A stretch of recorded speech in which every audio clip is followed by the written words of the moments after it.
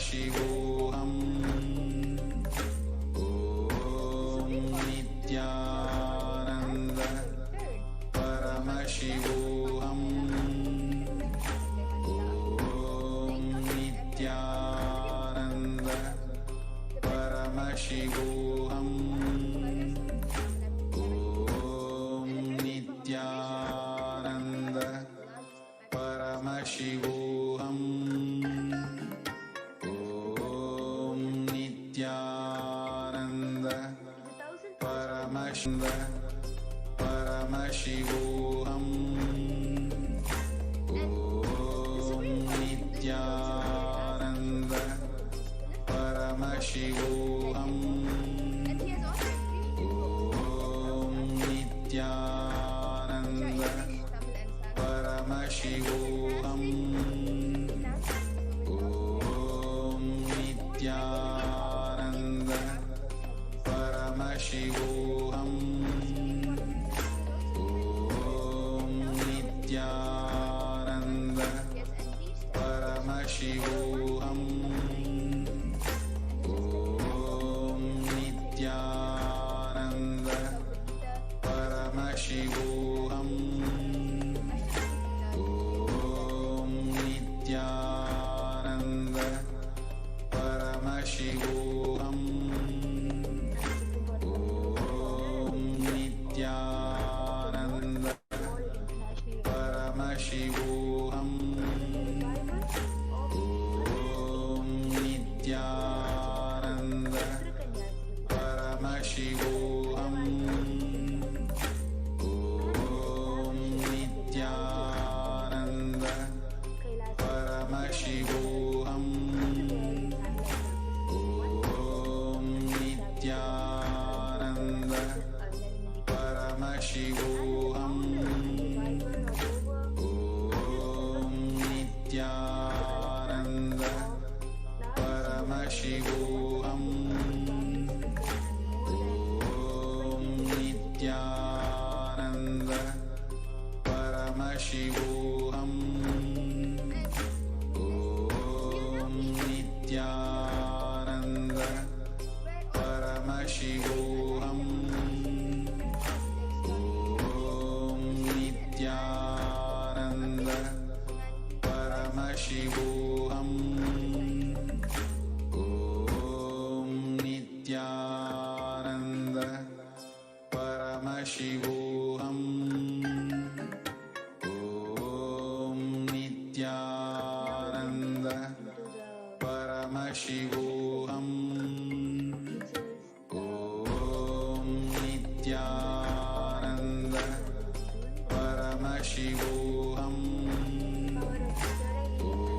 Om